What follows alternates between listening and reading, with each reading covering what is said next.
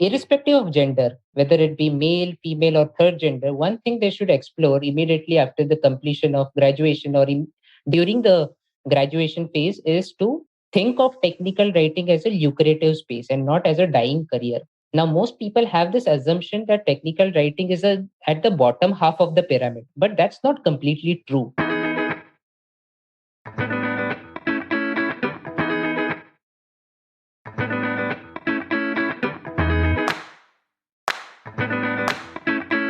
Welcome to the Knowledgebase Ninjas Podcast, where Gauri Ramkumar of Document 360 finds the best SaaS self-service knowledge bases in the world and then interviews their creators. Let's get started with today's episode. Good day, everyone. Our guest today is Ashok Nayak, technical writer at Fynd. Welcome, Ashok, to the Knowledgebase Ninjas Podcast. How are you doing today? Thank you so much, Gauri. It was a pleasure. And yes, I'm doing well. Thank you. Fantastic, Ashok. So before I move into a lot of questions, because I'm really looking forward to hear a lot from you today, just help me to understand a little bit more about yourself and how did you initially get into documentation, please? Yes, of course. So I have been in this field for last 5.5 years. I started off my journey working for an MNC, and therein I got into the role of a quality assurance engineer. But soon I made the transition into technical writing, and that's quite interesting because writing is something which I have been doing for the last 8 years, and I started it in 2014. So in the beginning of my journey, in the beginning of my writing journey, I used to do blogs, social media posts, and I did a couple of freelancing as well. So even before I started my career into any of the industry, I had already kept my foot into freelancing. So that is how I built my expertise into writing. Post that, when I entered into corporate, one thing which I did was to connect with the right set of people who were into documentation, because I knew one thing for sure, that writing is not a temporary, what do we say, contemporary content writing is not something that I would like to do in the longer run. And of course, technical writing and documentation is something that is required in the industry. And for that, I need to know the right set of tools. So that is how I connected with the right set of people in TCS. TCS was my first company, by the way. And post that, I went into a startup, my current company, that is Fynd. And here I have been leading the technical writing team so far.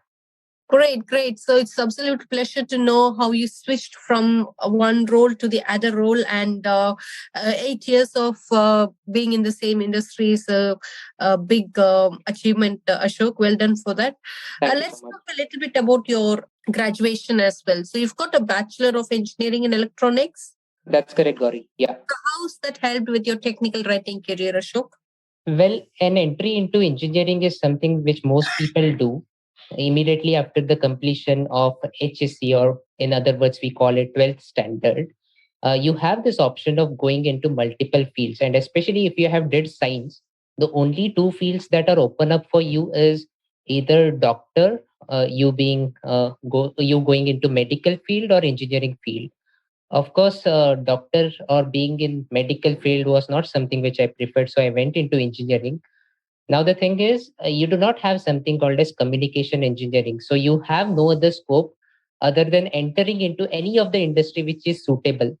So electronics engineering was something which had a lot of demand, and it still has a lot of demand, especially when you want to know about new core technology and hardwares that are being built in power industry.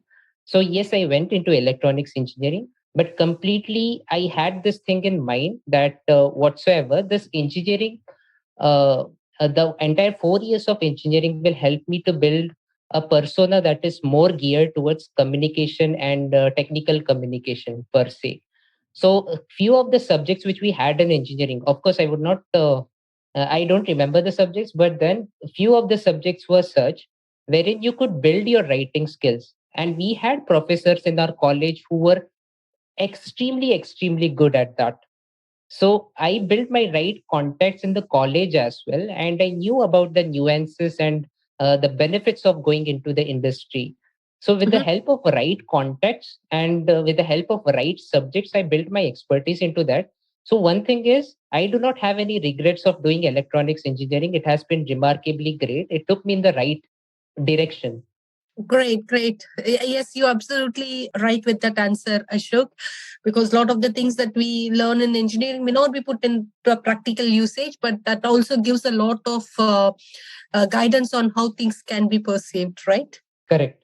Great. And you did mention that you started your technical writing career back in 2014. So, what was that one thing you wished you had known when you first started?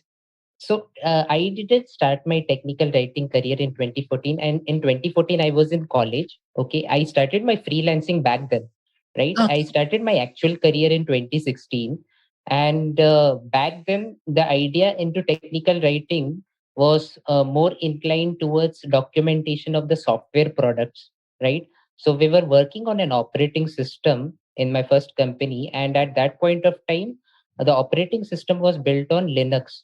So the existing set of writers who were already present, they needed a lot of support, and our engineering background helped us to document it correctly, right?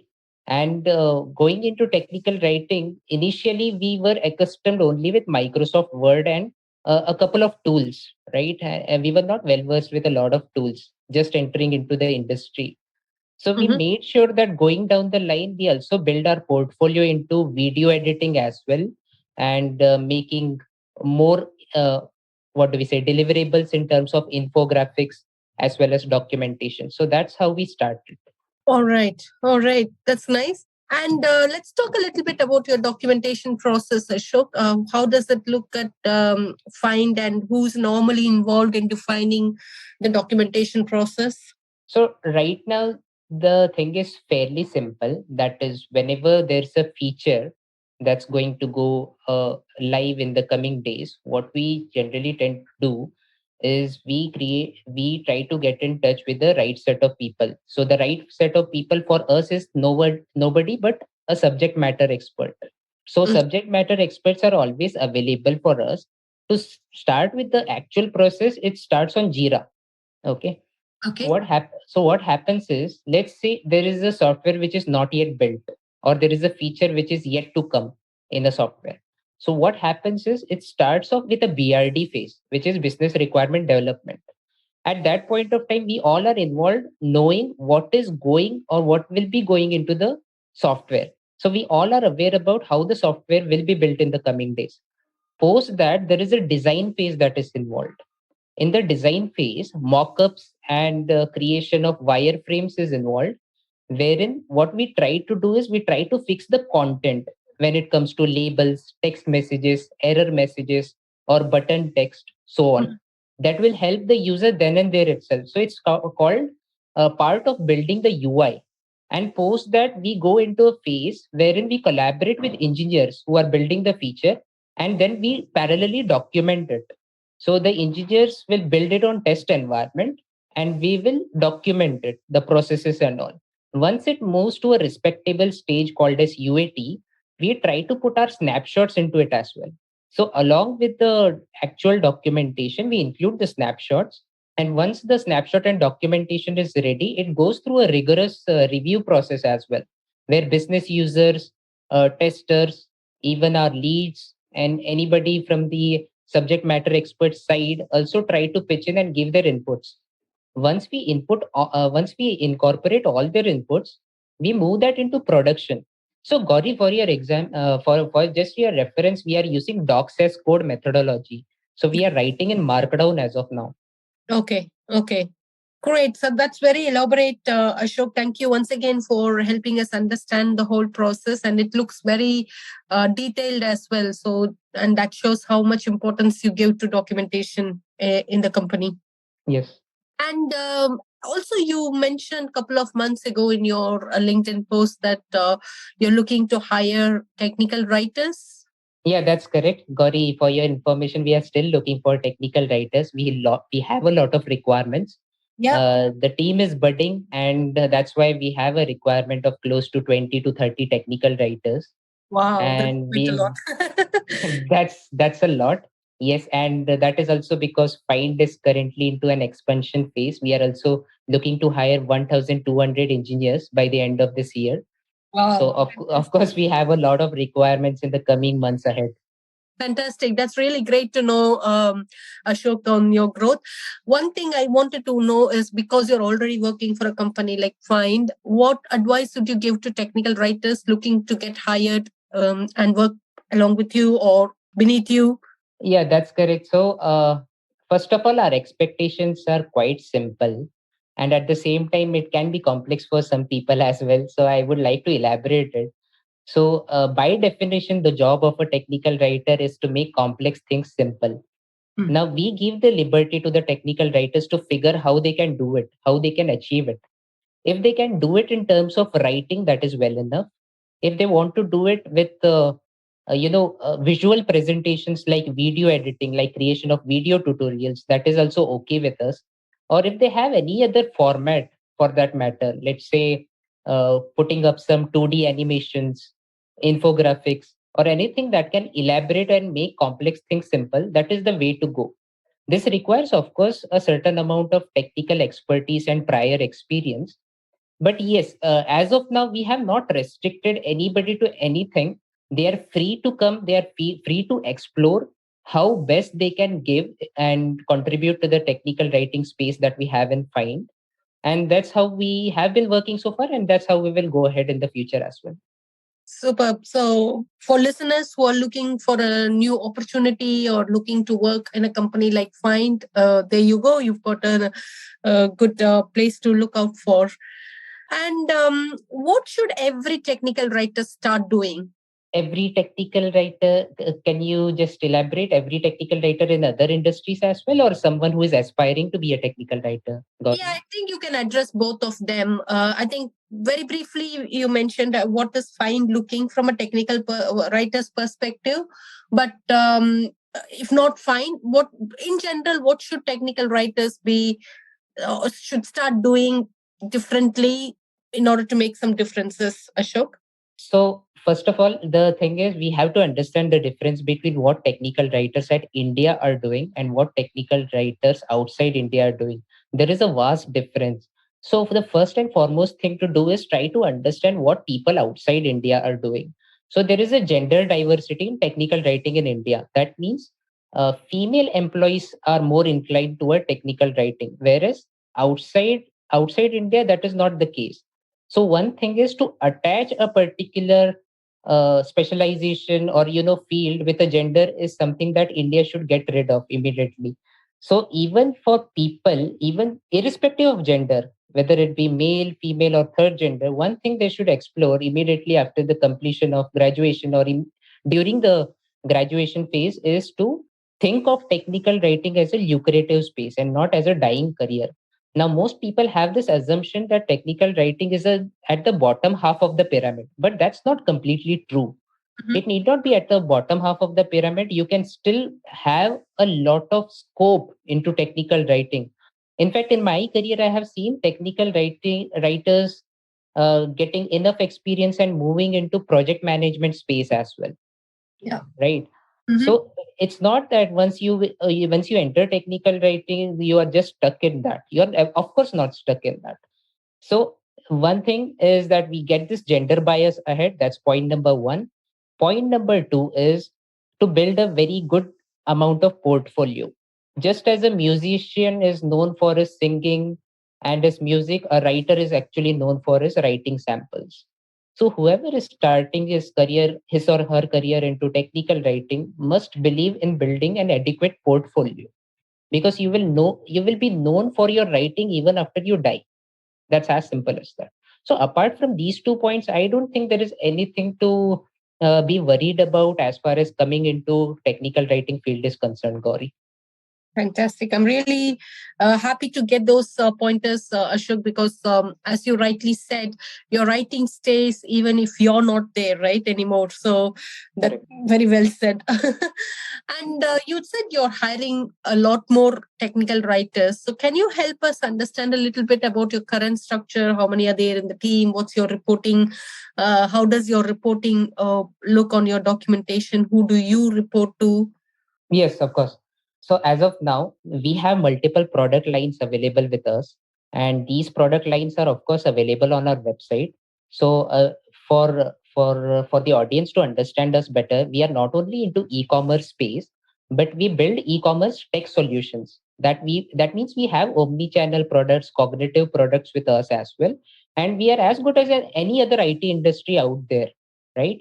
So in fact, if we are having so many products, it is imperative that we have enough amount of documentation. Yeah. And then that's one of the reason we are looking for blitzkrieg hiring, wherein we want to hire more than 20 to 30 more technical writers, including those who are into senior positions as well. And what we are expecting is for them to lead the documentation space by themselves. That means as far as reporting is concerned, let me tell you, Gauri, we have a very flat hierarchy. Yes. So we do not have a fixed core central documentation team.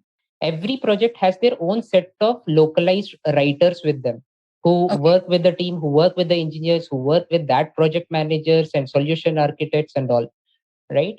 So a core writing team is not there, of course, it is still in progress. But then working with so many projects, the hierarchy and reporting also changes. That means some technical writers could report to probably engineers, or some technical writers could report directly to the project manager. But the idea is that there will always be someone who is leading the project, who will eventually get to work with that technical writer and possibly lead them ahead. Okay, that's how it is. And as far as my reporting is concerned, I work in a team of project management group. It is the PMG group at Fynd.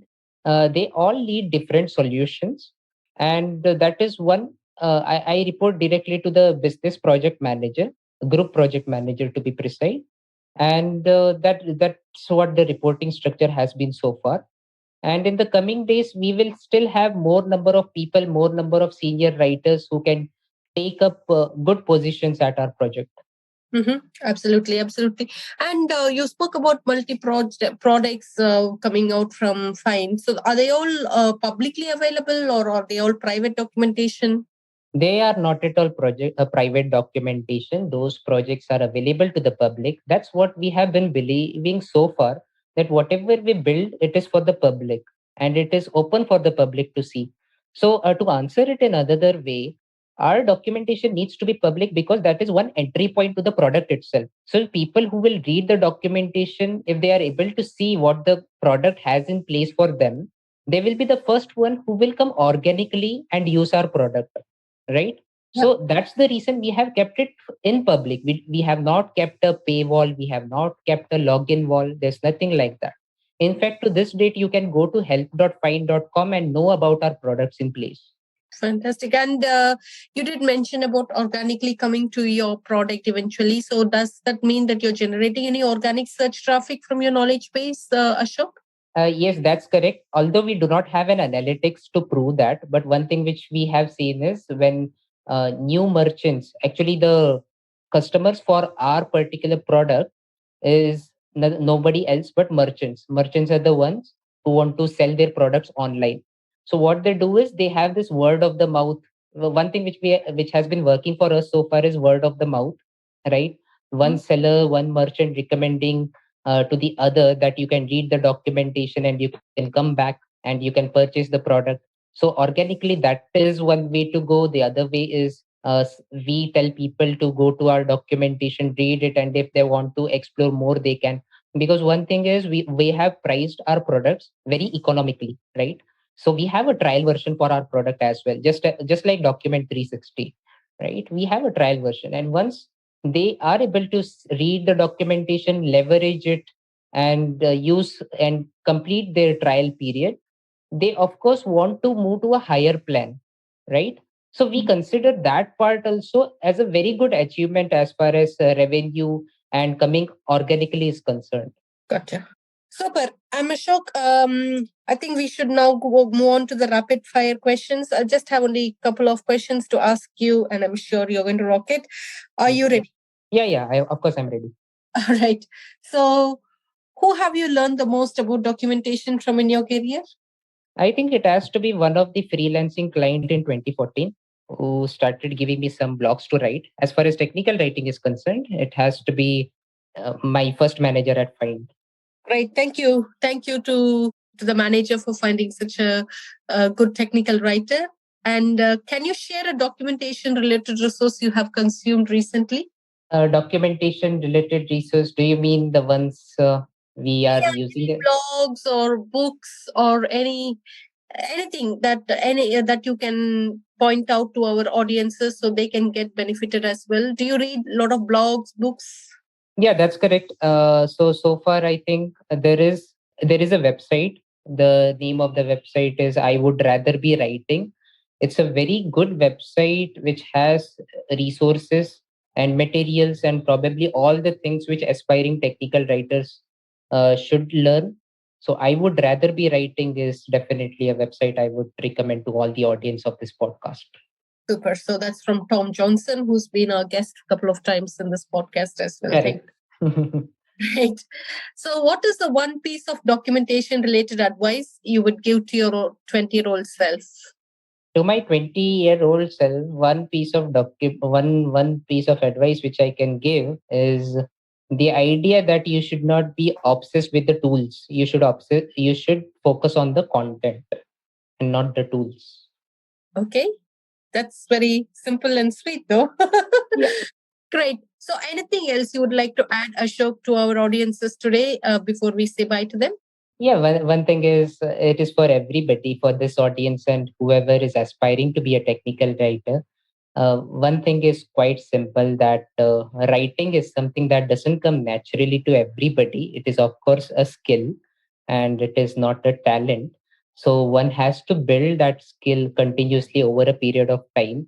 So you as a technical writer, if there is any gap, then you should make sure that you build that gap, you fill that gap, and then you are moving on with your practice. And the other part of it is, of course, as I said before, is creation of portfolio. Because one thing is you will be known for your portfolio in the coming days. And one of the evaluation criteria, by the way, Gauri, this is very important. One of the evaluation criteria for interviews these days for technical writer is the number of deliverables they have worked upon in their career. So if you have did API documentation and infographics, video tutorials, and other kind of resources like what do we say, white papers, newsletters, and something that is inclined towards the social media side as well, you become an overall package of technical writing person, and that is one kind of a resource that no organization wants to ignore. So you can definitely build a very lucrative career into technical writing. That would be my final message. Fantastic. Again, Ashok, as I mentioned in the beginning of this call, looking forward to hear a lot from you, and you did not disappoint me at all or the audience. I appreciate all your time spent and the efforts in making this podcast such a big success. And again, good luck with your hiring process, and also for all the new team members who will be joining with you in Fynd. Thank you, Gauri. It's been an absolute pleasure speaking with you. And at the same time, I would like to thank you for wishing us luck with the process. Of course, with more number of writers, I would definitely recommend them to come to you for giving out certain reviews or any other thing as far as technical writing and podcasts are concerned. Thank you so much, Gauri. Fantastic. Take care, Ashok, and yeah, bye-bye. Bye-bye, Gauri.